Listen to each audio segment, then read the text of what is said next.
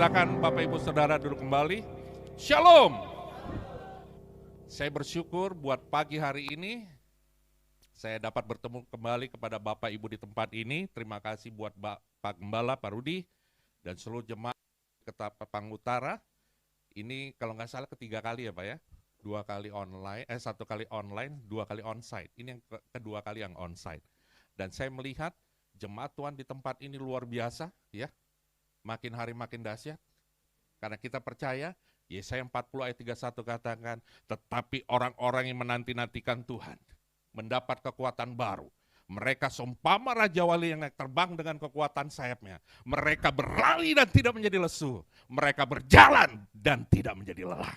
Dan saya lihat umat Tuhan di sini pagi-pagi udah datang. Saya percaya saudara semua penuh dengan urapan Tuhan yang dahsyat. On fire for Jesus. Kita beri kemuliaan bagi nama Tuhan Yesus. Saya ajak saudara, saya dikasih topik ini sama Gembala. Tema bulan ini adalah topeng. Ya. Kalau saya ingat topeng, jadi saya ingat lagu. Buka dulu topengmu. Nah, tapi saya mau buat temanya itu, subtemanya adalah Tuhan benci kemunafikan. Nah, saya ajak saudara kita baca dulu firman Tuhan next dulu sebelumnya. Sebelum kita baca firman Tuhan, kita harus tahu dulu apa arti kata munafik, ya kan? Ini bukan teman saya Munaro Fikri, ya. Saya ada temannya itu namanya. Ini munafik beneran, ya. Yang munafik ini kita lihat di sini berpura-pura percaya, ya, atau setia kepada agama dan sebagainya, tetapi sebenarnya dalam hatinya tidak. Nah, Bapak Ibu Saudara cek. Apakah hari-hari ini Bapak Ibu yang rajin berdoa, rajin memuji nyembah Tuhan, rajin datang ke gereja, rajin datang ke komsel, apakah engkau masih seperti ini pura-pura percaya atau tidak? Karena saya banyak melihat, bahkan yang pelayanan di mimbar sekalipun, di depan rohaninya luar biasa. Tetapi setelah tidak di mimbar, ampun. Saya bilang gini, ini hidup tidak berintegritas dalam Tuhan. Yang kedua, dia suka atau selalu mengatakan sesuatu yang tidak sesuai dengan perbuatannya. Nah, kalau ini saya jadi ingat apa Bapak Ibu? Orang Farisi dan Saduki. Dia tahu firman Tuhan. Dia tahu isi Taurat. Tetapi hidupnya tidak sesuai dengan apa yang tertulis di dalam Taurat. Sama dengan kita. Kita tahu Alkitab. Itu pegangan hidup kita, firman-Mu kan, pelita bagi kakiku, terang bagi jalanku. Apakah benar Anda berjalan sesuai dengan firman Tuhan atau tidak? Apakah benar Anda melakukan firman Tuhan atau sekedar ya 50-50 aja? Karena seringkali orang berkompromi untuk melakukan firman Tuhan, setengah-setengah aja, nggak apa-apa lah, bong-bong dikit. Dia juga kagak tahu, mereka tidak tahu, tapi Tuhan tahu. Nanti saya akan mau saksikan bagaimana hidup saya menjalani sesuai dengan firman Tuhan dan saya tetap komit sampai detik ini based on God's word, berdasarkan firman Allah. Nah, yang ketiga bermuka dua, pakai topeng. Makanya William Shakespeare ya, ini seorang pujangga Inggris yang terkenal yang tahun 1600-an. Dia sudah katakan, Tuhan sudah memberimu satu wajah. Ini kita punya satu wajah, ya. Dan kau mudah malah membuat satu lagi untuk dirimu sendiri. Artinya apa? Sebenarnya wajah kita bukan yang seperti ini, tetapi kita pakai topeng. Makanya kan ada orang lagi di gambar itu, dia bilang shalom, tapi hatinya dasar rese lo, gak bener lo, gua kesel sama lo. Tapi mukanya shalom, tapi hatinya kayak topeng itu kan di tangannya begini, topengnya di belakang marah-marah. Apakah kita seperti itu Bapak Ibu? Next coba. Nah, Matius 7 ayat 5 ini menjadi pegangan bagi kita. Ya. Hai orang munafik, keluarkanlah dahulu balok dari matamu. Maka engkau akan melihat dengan jelas untuk mengeluarkan selumbar itu dari mata saudaramu. Kita seringkali sebagai umat Tuhan, selalu mikirnya gini, saya nggak pernah salah, yang orang lain salah. Ya kan? Seringkali kita berpikir gini, kenapa ada terjadi sesuatu? Karena kesalahanmu, ya kan? Misalnya kita di dunia kerja, Kita selalu berpikir anak buah yang salah. Belum tentu anak buah yang salah. Bos juga bisa salah. Makanya kadang kala ada prinsip di kerja gini, rule number 1, the boss is always right, ya kan? Rule number 2, if the boss is wrong, see rule number 1. Lah, kalau gitu dia tidak mau mengakui salahnya. Saya tidak mau seperti itu Bapak Ibu. Dan saya tidak mau kita bertopeng, ya. Saya ingat ya, saya dulu sebelum sebagai hamba Tuhan sepenuh waktu, ya bukan full timer, full heart, ya. Sejak 2019 saya terakhir menjabat sebagai salah satu direktur utama anak perusahaan di BUMN, setingkat anak perusahaan. Saya prinsipnya adalah kerja yang pertama, takut akan Tuhan. Yang kedua, jangan terima makanan, voucher, parcel, uang dari rekan bisnis kita. Karena seringkali supaya bisnis lancar, pakai uang dong, ya kan? Pakai inilah sogokan. Kalau di sini ada Bapak Ibu yang masih melakukan pekerjaan seperti itu, mumpung Tuhan Yesus belum datang, bertobat. Saya bilang aja, bertobat. Karena sekali engkau melakukan seperti itu, seterusnya engkau akan melakukan itu. Dan engkau akan kompromi dengan cara-cara dunia. Dan saya waktu melakukan itu, 7 tahun yang lalu saya menjabat sebagai dirut, saya tidak pernah sekalipun mengambil uang itu. Dana yang saya kelola itu sekitar 200 miliar. Saya mikir gini, kenapa saya tidak mau melakukan itu? Karena saya takut akan Tuhan. Yang pertama, prinsip takut akan Tuhan itu harus menjadi gaya hidup kita. Emang gak ada godaan Bapak Ibu? Oh, godaannya banyak. 1 Timotius 6 ayat 10 katakan apa? Karena akar dari segala kejahatan adalah uang. Bukan. Cinta uang. Orang selalu berpikir gini, gara-gara uang sih gue jadi, bukan.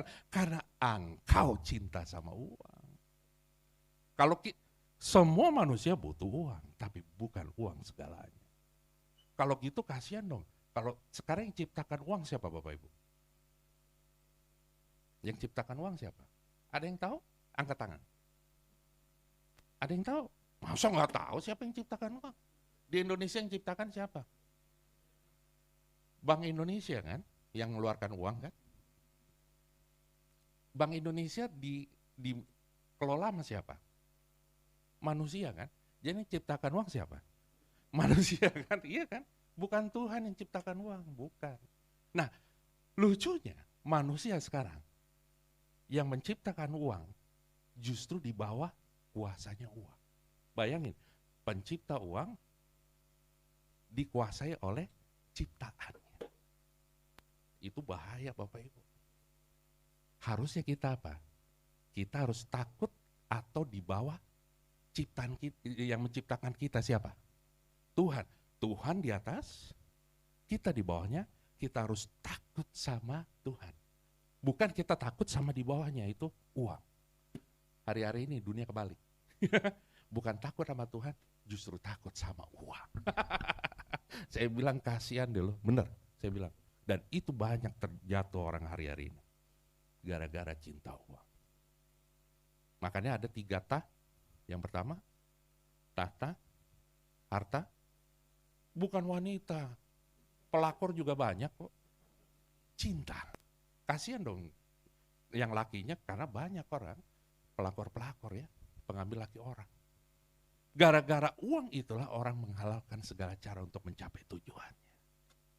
Makanya ada orang gini, di gereja, shalom, waduh, shalom. Keluar tuh dari tempat situ, sudah berubah. Tidak seperti yang kita bayangkan waktu dia di gereja. Tidak seperti kita bayangkan waktu dia sampaikan firman Tuhan. Wah, waktu sampaikan firman Tuhan dari utara ke selatan ya. Semua belah dilawat Tuhan, dia kan misalnya gitu kan. Justru terjadi apa? Kita akan kaget pas melihat cara-cara hidup dia tidak sesuai dengan firman Tuhan. Bagi saya, no way. Waktu saya terapkan seperti itu prinsip, tidak takut akan Tuhan yang pertama. Makanya setiap kita mengadakan meeting, itu saya awali dengan doa. Mari kita berdoa menurut agama dan kepercayaan kita masing-masing, berdoa mulai. Kenapa saya terapkan gitu? Supaya kita ingat bahwa kita takutnya sama Tuhan. Supaya kita ingat Tuhan yang membuat semua yang kita lakukan dalam perusahaan yang kita kerjakan ini, semuanya berjalan dengan baik. Begitu juga dalam pelayanan, semua kan harus lakukan dengan doa kan. Itu hal yang wajar, tapi di dalam dunia usaha belum tentu orang melakukan seperti itu. Bahkan saya pernah lihat ada di kantor ya, mereka melakukan doa, pagi-pagi doa. Tapi setelah selesai doa, cara-cara duniawi tetap diterapkan. Saya bilang, apa sih? Menyalibkan Tuhan Yesus lagi. Saya bilang kompromi terhadap dunia, nggak benar ini. Godaan banyak. Satu kali saya ditelepon, bukan ditelepon, di WA. Selamat pagi Pak, kami dari PTA gitu misalnya, kami mau memberikan terima kasih kami kepada Bapak. Bisa nggak minta nomor rekeningnya Pak? Kalau misalnya terjadi kepada saudara mungkin ya, sehari sebelumnya misalnya, Tuhan, aku mohon Tuhan berkati hidupku Tuhan. Aku butuh ini supaya untuk bisa melakukan ini. Tiba-tiba dapat SMS seperti itu. Wah, mujizat Tuhan terjadi. Haleluya. Kan bisa seperti itu berpikir. Ternyata Tuhan menjawab doa saya tidak perlu lama. Besokannya tiba-tiba dapat itu namanya SMS. Waktu itu sempat masih SMS ya. Terima kasih Tuhan. Waktu saya terima itu, saya bilang gini, ini bukan berkat dari Tuhan. Ini namanya sogokan, bribery. Waktu saya terima itu, saya bilang gini, mohon maaf Bu, saya kerja profesional. Saya tidak mau terima uang ini. Titik. Saya pikir udah selesai. Kedua kalinya, dia SMS lagi, Pak, pimpinan saya minta supaya segera mentransfer uang ini kepada Bapak sebagai rasa terima kasih kami. Saya prinsip kerjanya gini, waktu saya menentukan tender, bukan berdasarkan lo ngasih apa sama saya, tidak. Berdasarkan profesionalisme dari orang-orang yang menyampaikan pekerjaan mereka kepada kita. Tendernya minimum 3 orang, kita pilih salah satu yang the best. Dan waktu saya milih, saya tidak ada minta apa-apa, justru mereka sudah mau mengucapkan terima kasih. Karena merasa sudah menang. Oh saya tidak, tetap saya bilang, mohon maaf Bu, saya tidak terima ini. Tuhan Yesus dicobai berapa kali Bapak Ibu? 3 kali kan? Tapi dicobainya di mana? Di padang gurun kan? Saya dicobai 3 kali juga. Cuma bedanya, saya dicobai di tempat yang ber-AC, di kantor. Tapi pencobaannya sama kan? Waktu ketiga kali, saya pikir begini, ini orang gak give up ya, gak mau stop ya, saya bilang. Waktu dia bilang, Pak tolong Pak, saya sudah ditegur sama pimpinan untuk segera mentransfer. Tiba-tiba Roh Kudus ingatkan bagi saya. Kan pertama kedua saya udah katakan, saya kerja profesional, saya tidak terima uang seperti ini. Lalu apa yang terjadi Bapak Ibu? Roh Kudus ingatin, Bu, saya ini pendeta. Saya pikir udah selesai nih kali ini. Selesai gitu kan. Saya tunggu. Berjam-jam gak ada jawaban. Sampai berhari-hari, sampai tidak pernah lagi dia menjawab. Saya bilang gini, bertobat lo dalam nama Yesus. Ini kejadiannya, dan ini sering terjadi. Saya jadi teringat Bapak Ibu, ya. Waktu saya kan kerja itu, dulu saya sekolah di Australia, ngambil sarjana S1-nya sana, S2 di sini. Waktu tahun 97 saya kerja, saya ingat ya. Ini saya bertobat tahun 95. Jadi artinya sudah hampir 30 tahun, 28 tahun. Waktu tahun 95 usia saya 23 tahun. Saya bilang udah telat, 23 tahun saya bertobat. Karena saya lihat anak-anak sekarang umur belasan tahun sudah bertobat. Bahkan saya kagum lagi, istri saya bertobat umur 8 tahun. Padahal saya selisih sama istri saya cuma setahun, saya lebih tua setahun. Saya bilang gini, kok bisa 8 tahun bertobat ya?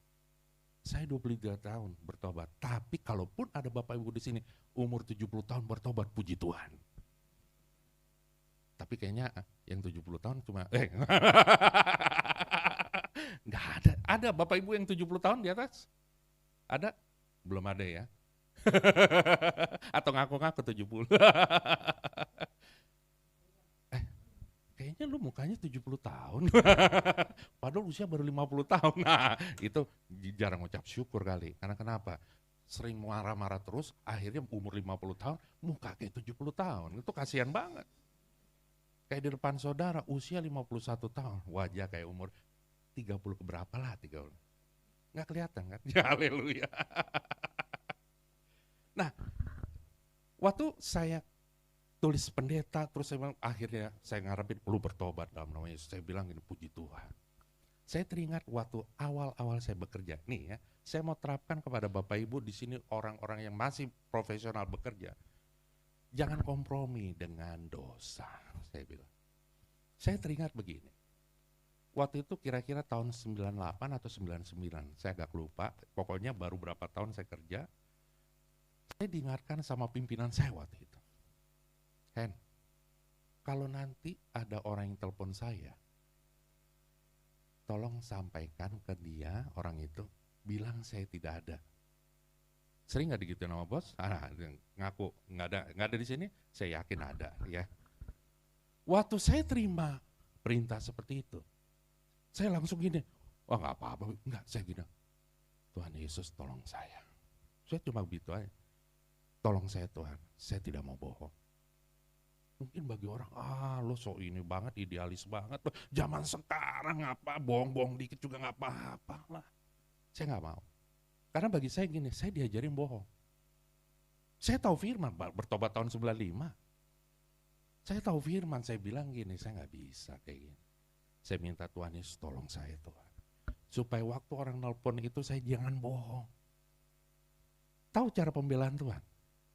Tiba-tiba datang telepon. Tring. Saya ngangkat nih. Saya waktu itu masih staff. Selamat pagi Pak, Bu. Selamat pagi. Ya, selamat pagi Pak. Ya, selamat pagi Pak. Bisa bicara dengan Bapak ini? Oh, tunggu sebentar Pak. Saya tutup. Saya lihat nih. Oh, mohon maaf Pak. Bapak ini, Bapak A belum ada di tempat Pak. Oh, bisa apakah Bapak ada pesan? Oh, nggak apa-apa Pak. Bilang saya nggak ada pesan apa-apa. Oke, terima kasih. Tuhan bilangnya apa? Iya, saya ingat dia ada di tempat loh. Pas saya lihat begini, dia tidak di tempat. Pas saya tutup telepon, balik lagi ke tempat. Disingkirkan sama Tuhan kemana? Lo ke toilet dulu lo. Sebab anakku, dia tidak mau kompromi dengan bohong dosa. Disingkirkan dulu. Kalau kita mau tetap komit dengan firman Tuhan, Tuhan akan bela. Allah yang bela. Allah yang bela. Siapa lawan dia? Lebih dari pemenang dalam segala hal. Ku pasti dapat lakukan semua. Yesus yang beri kekuatan. Oh, terpujilah nama Dia. Sekali lagi kita nyanyikan dengan iman. Allah yang bela. Siapa lawan Dia? Lebih dari pemenang dalam segala hal. Ku pasti dapat, ku pasti dapat lakukan semua. Yesus yang beri kekuatan. Oh, terpujilah nama Dia. Jadi kalau hari-hari ini atau nanti di kantor atau di tempat lain waktu kita pelayanan, nggak usah bohong. Katakan ya, katakan tidak untuk tidak. Lebih daripada itu berasal dari si jahat. Mau kompromi dengan cara dunia? Kasihan banget, saya bilang. Saya lihat baik di dalam pelayanan, saya lihat baik di dalam dunia kerja, saya lihat juga di media-media sosial, orang yang kompromi dengan cara-cara yang tidak sesuai dengan firman Tuhan, ujung-ujungnya adalah ada jalan disangka lurus, tetapi ujungnya adalah iblis itu datang ngapain? Mencuri, membunuh, dan membinasakan. Tapi Yesus datang apa? Memberikan hidup dan memberinya dengan kelimpahan. Ya, itu Yesus. Makanya Tuhan Yesus katakan, akulah jalan dan kebenaran dan hidup. Tidak ada seorang pun dapat datang kepada Bapa tanpa melalui aku, kata Tuhan. Kita bersyukur kita umatnya. Yang berikutnya. Nah, slide berikutnya. Nah, akibat kemunafikan. Ini dampak kalau kita sering munafik, Bapak Ibu. Yang pertama adalah kita tidak dapat melihat kesalahan sendiri. Cenderung mudah menghakimi orang, ya kan? Makanya kalau orang suka menunjuk-nunjuk, nunjuknya satu, yang mengarah ke kita ada 3. Itu perlu koreksi diri. Sebelum kita menyatakan kamu salah, kira-kira apa saya udah benar? Apakah apa yang saya jalankan itu sudah sesuai dengan firman Tuhan atau tidak?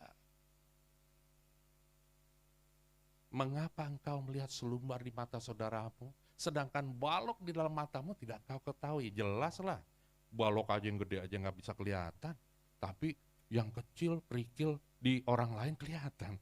Saya bilang nih, orang kerjanya troublemaker banget ini. Makanya ada orang seperti itu, ya, kerjanya nyalain orang. Suami istri juga kerjanya nyalain suaminya, nyalain istrinya. Kalau saya gini ya, dalam keluarga, prinsip keluarga apa? Suami jangan bilang gini kepada istri, firman Tuhan katakan ya, kamu harus tunduk kepada suami. Terus istri malah, lu juga dengar dong, firman Tuhan juga katakan, kamu harus mengasihi istrimu seperti Kristus mengasihi jemaat. Kalau saya bilang suami istri, udah pegang rule-nya masing-masing. Jangan lihat yang istri harus tunduk, yang istri bilang ke suami, yang suami harus mengasihi. Saya prinsip dalam keluarga, saya nggak pernah sekalipun saya bilang, hey istri, istri gue tunduk sama gue. Nggak pernah. 19 tahun saya nikah nggak pernah katakan itu. Saya selalu ingat apa Bapak Ibu? Saya harus mengasihi istri saya sebagaimana Kristus mengasihi jemaat. Waktu saya terapkan sesuai firman Tuhan, istri saya nggak perlu dikomen. Dia selalu apa-apa respect sama saya. Saya tuh punya istri luar biasanya begini. Segala hal selalu dia tanya ke saya. Padahal dia bisa memutuskan dengan apa yang dia pelajari, maksudnya yang dia menurut logiknya udah putusin. Selalu nanya hal yang kecil. Saya bilang, kamu luar biasa ya aneh. Hal begini aja, iya. Karena kenapa saya mau libatkan kamu supaya kita sama-sama mengambil keputusan dan kamu yang pemimpinnya. Lihat, ada respect, ada penghargaan. Sebagai suami saya dihargai, walaupun saya tidak mengharapkan itu. Kenapa? Karena dia aja bisa putuskan. Tapi selalu diputuskan berbagai hal. Saya bilang gini, luar biasa kamu kan.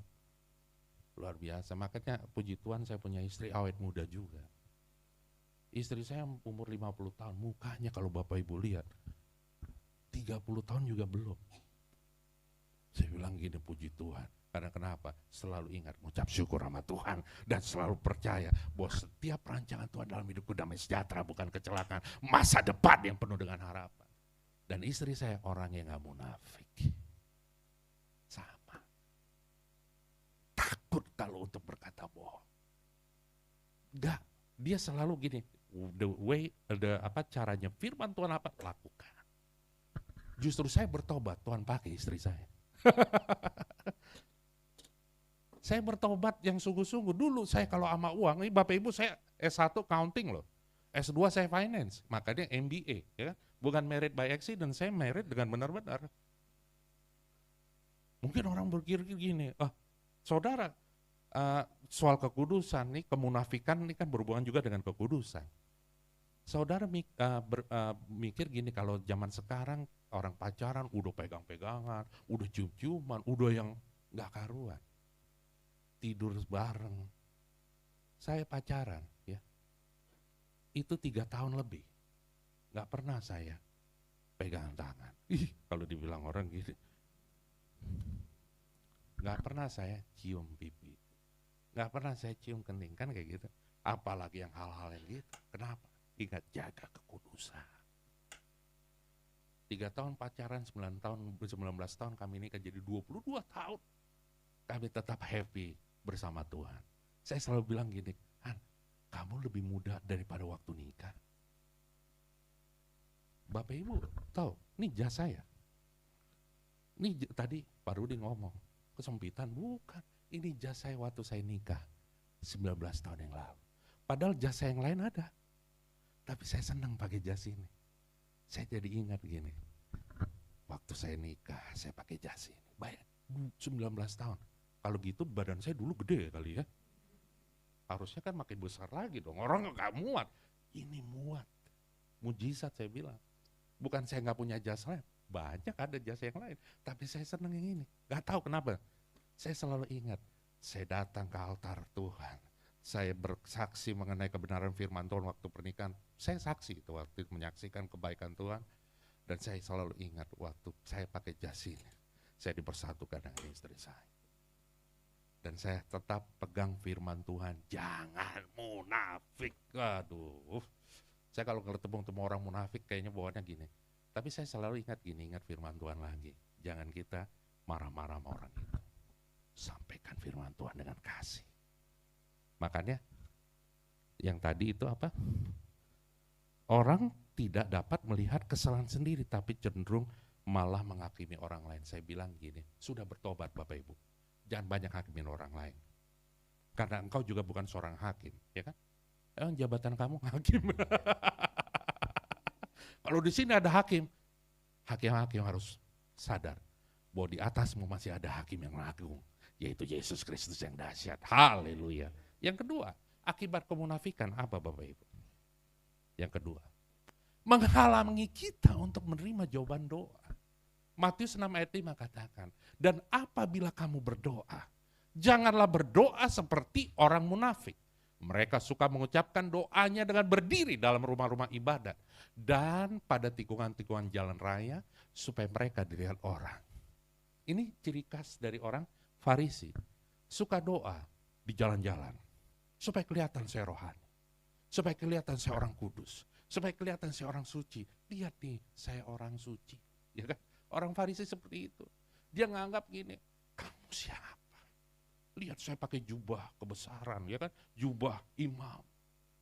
Kamu siapa? Dia kan selalu gitu kan. Doanya orang Farisi dijawab Tuhan. Gak dijawab. Makanya dibilang sama Tuhan, kamu di luarnya aja bagus ya, tapi di dalamnya tulang belulang. Kamu di luarnya kayak orang rohani, tapi kelakuanmu lebih daripada penjahat. Kalau doamu sampai sekarang belum dijawab, koreksi diri. Jangan-jangan hidupmu masih munafik nih. Tapi kalau misalnya, Tuhan saya udah hidup gak munafik, saya tetap teguh dengan firman Tuhan, tapi doa saudara belum juga dijawab, ucap syukur aja Bapak Ibu. Karena firman Tuhan katakan doa orang benar besar kuasanya. Kalau doamu belum dijawab, engkau jangan marah-marah sama Tuhan.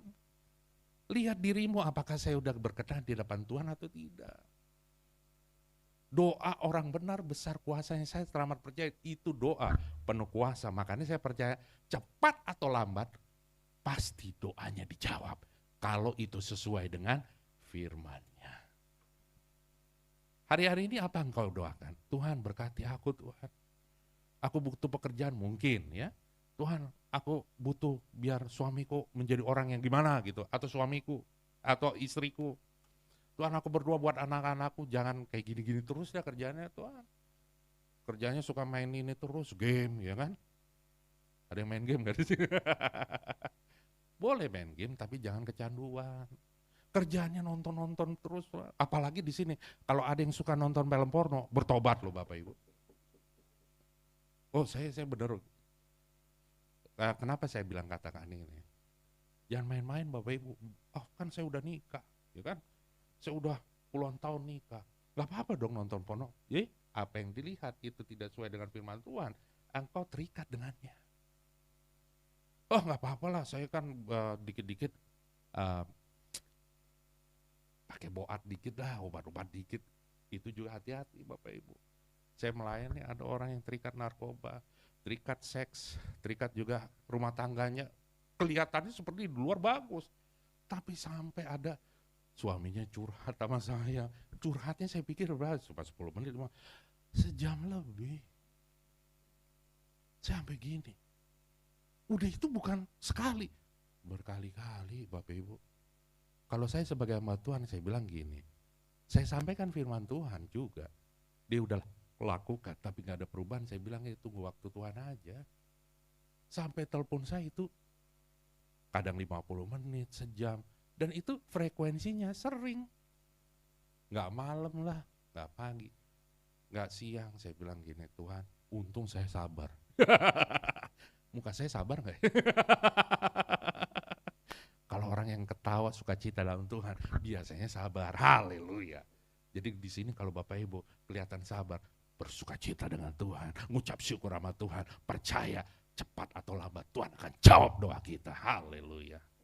Oh Tuhan, kalau misalnya gini, tapi doa saya belum dijawab, tetap percaya firman Tuhan, ya dan amin. Terus tetap engkau masih juga nggak dapat jawaban.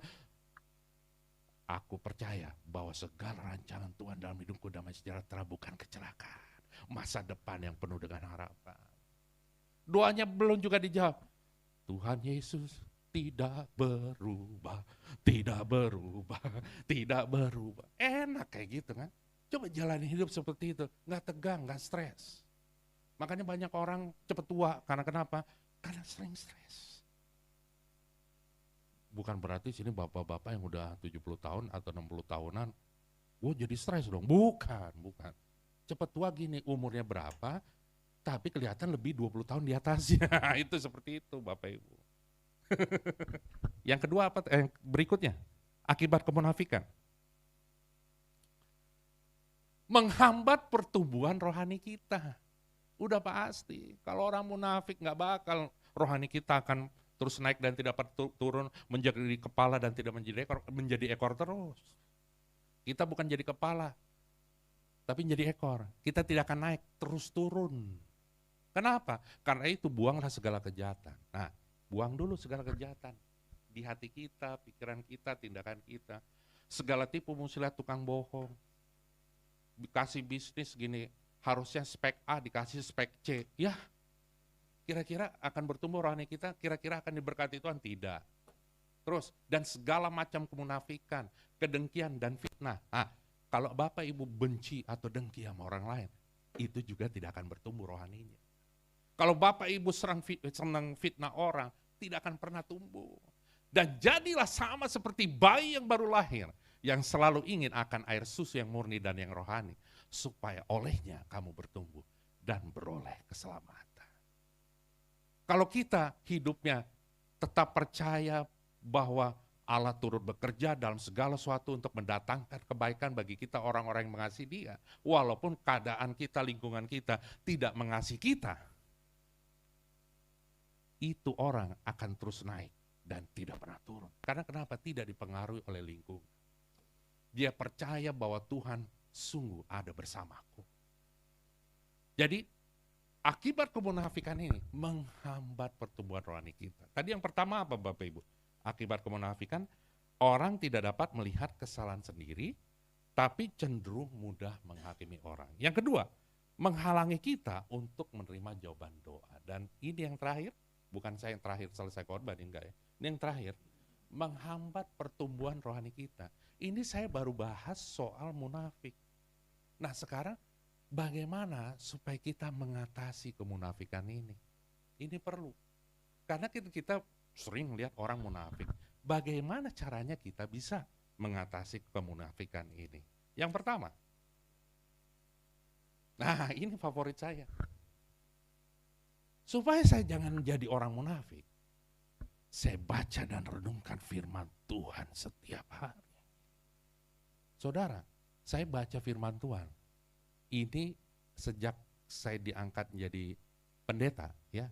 Saya diangkat pendeta itu 2006. PDP dulu, Pak, ya kan? 2006. Sampai sekarang saya udah baca Alkitab 24 kali. Waktu saya pertama-tama baca Alkitab 2006, dulu baca Alkitab, tapi saya tekad mau baca Alkitab tiap hari, nggak pernah bolong. Itu 2006. Saya waktu itu baca setiap hari 2 pasal setiap hari.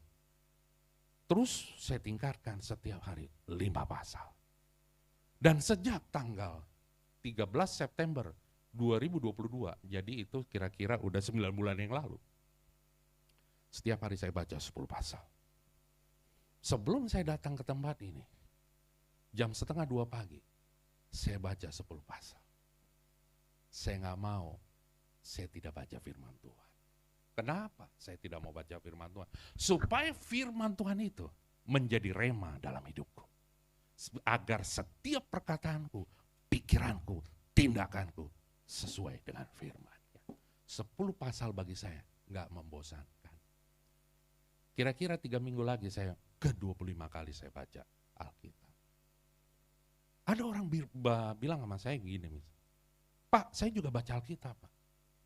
Saya udah habis itu baca Alkitab. Saya tahu bahwa Yesus itu Alfa dan Omega.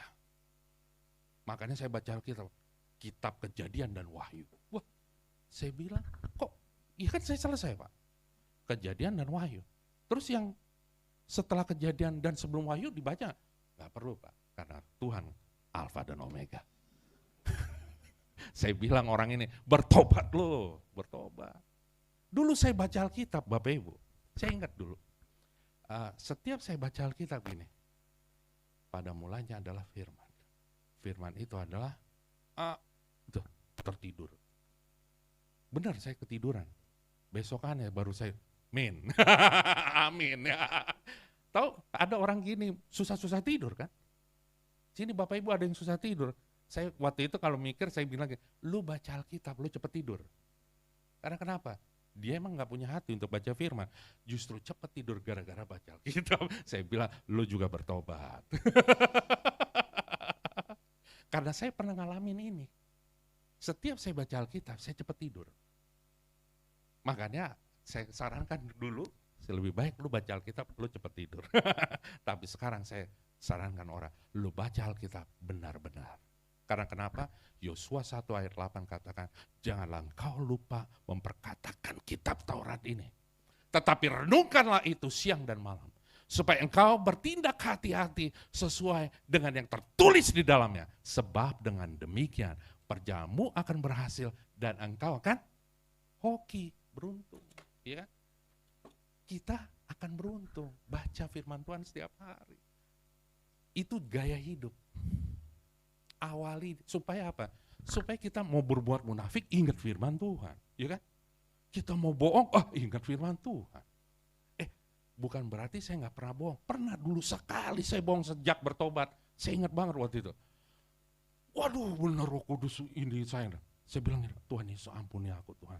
Aku terpaksa bohong, ampuni aku. Gak sejahtera roh saya. Saya ingat banget itu waktu di mobil. Dulu saya ditelepon sama bos, saya bilang, iya saya lagi ini bos, segini. Padahal bohong. Saya harus akuin itu salah. Saya minta ampun sama Tuhan. Makanya saya bingung kalau ada orang suka bohong, ya. Dia biasa aja, saya bilang gini, itu roh Allah undur daripadanya. Itu kan bagi saya itu nggak ada Roh Kudus lagi, nggak ada pengurapan Tuhan. Jadi untuk menghindari kemunafikan, kita harus apa? Baca Alkitab atau firman Tuhan setiap hari. Siapa di sini udah habis baca Alkitab? Oh puji Tuhan, haleluya. Jangan sampai Tuhan Yesus mau datang, tiba-tiba gak pernah baca firman Tuhan habis. Kan karena kenapa? Ini kan surat cintanya Tuhan kepada kita. Ya. Saya ingat dulu kalau tiap baca sesuatu dari orang yang kita kasih, kayaknya pengen diulang-ulang baca ya. Begitu juga kita harus kepada Tuhan Yesus sebagai juru selamat kita. Kita harus baca firman Tuhan terus setiap hari. Gak pernah bosan, bahkan saya setiap baca ayat yang sama, remanya berbeda. Padahal udah saya baca berkali-kali, tetap berbeda. Yang kedua, bagaimana kita menghindari kemunafikan? Harus milih gaya hidup doa, pujian, penyembahan kepada Tuhan. Itu saya lakukan tiap hari.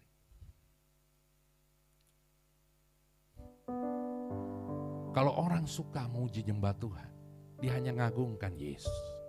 Satu-satunya yang kuandalkan, satu-satunya yang ku percaya, Engkau sumber kekuatan, sumber kedamaian, sumber pengharapan. Satu-satunya yang ku andalkan,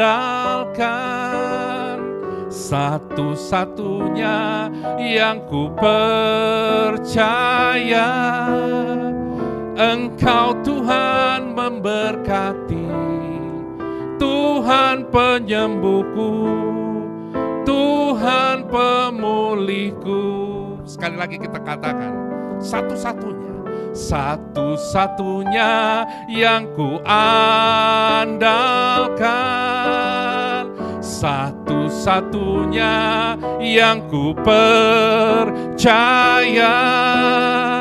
Engkau sumber kekuatan, sumber pengharapan, sumber kedamaian. Satu-satunya yang ku andalkan, satu-satunya yang ku percaya, Engkau Tuhan memberkati, Tuhan penyembuhku, Tuhan pemulihku. Kalau kita andalkan Tuhan, waktu kita sembah Tuhan, waktu kita berdoa, memuji Tuhan, kita akan punya mindset bahwa satu-satu yang kita andalkan hanya Yesus Kristus. Dialah sumber pengharapan kita yang pasti. Dialah pengharapan yang dahsyat, kekuatan bagi hidup kita. Sumber kedamaian dalam hidup kita. Makanya kalau orang suka berdoa memuji nyembah Tuhan, gaya hidup itu terus dilakukan. Tembok Yeriko bisa rubuh, bukan karena kuat gagahnya orang-orang Israel, bukan. Karena ada kuasa Tuhan di atas pujian penyembahan itu. Penjara di Filipi tidak bisa roboh. Dengan kekuatannya Paulus katanya mungkin kali pakai bulldozer, pakai enggak. Paulus Silas di tengah malam, dia berdoa memuji nyembah Tuhan. Tembok Filipi roboh. Pakai kuasa apa Bapak Ibu? Tuhan. Dan bukan hanya roboh, kepala penjara Filipi juga bertobat. Lihat, dampaknya dahsyat kan bertobat. Dan bukan hanya kepala penjara Filipi doang, tapi seluruh keluarganya bertobat. Itulah dampak kita suka doa muji nyembah Tuhan. Supaya apa? Hidup kita gak munafik. Selalu ingat bahwa Engkau Yesus makin bertambah-tambah dalam hidupku. Aku semakin berkurang-kurang. Yohanes katakan seperti itu di Yohanes 3 ayat 30. Engkau semakin bertambah-tambah, aku semakin berkurang-kurang. Engkau harus makin besar, tapi aku harus makin kecil. Yohanes kata. Mazmur 22 ayat 4, padahal Engkau yang kudus yang bersemayam di atas puji-pujian orang Israel. Kita semua Israel rohani di sini. Makanya kita bersyukur kalau kita masih diberi kesempatan untuk kita bisa beribadah, kita bisa muji nyembah Tuhan, kita bisa berdoa, kita bisa mendengarkan firman Tuhan, Dan kita harus menjadi bukan hanya pendengar firman Tuhan. Yang terakhir, untuk menghindari kemunafikan, kita harus menjadi pelaku firman Tuhan. Kalau kita menjadi pelaku firman Tuhan, pasti orangnya tidak munafik. Satu kali saya ada meeting di Belitung, ya. Saya ingat itu kumpulan para pemimpin perusahaan yang penyandang dana besar di situ. Satu kali saya pagi hari besokannya makan pagi lah. Waktu makan pagi, saya makan begini, tiba-tiba ada seorang cewek datang. Pakai segini. Ini lutut kan, ini dia. Kira-kira gimana tuh? Pemandangannya gimana? Waktu saya lihat itu, saya ingat darah Yesus. Oh, nggak perlu tengking, kita harus kabur. Saya selalu ingat gini, waktu Yusuf digoda sama istri Potifar, bolak-balik lo digoda, bukan sekali, berkali-kali. Apakah Yusuf bilang, roh dalamku lebih besar daripada roh dalam kau? Ya kau iblis. Ada di gitu, ada di Alkitab kata, apa tindakan Yusuf waktu itu? Kabur. Saya ingat, ini godaan seperti ini seks, saya udah alami berkali-kali. Waktu saya gini, darah Yesus. Itu makanan jadi gak enak. Padahal saya enjoy lagi makan enak. Saya gini, langsung kayak gini. Bu, saya mau foto-foto dulu. Karena bagi saya gini, saya harus ambil tindakan Yusuf tapi tidak melukai hatinya. Karena kan orang kan itu, orang jadi pelaku firman Tuhan, kita harus jadi garam dan terang juga. Bukan nyakitin orang, dasar lu gak ngomong kayak gitu, gak bisa.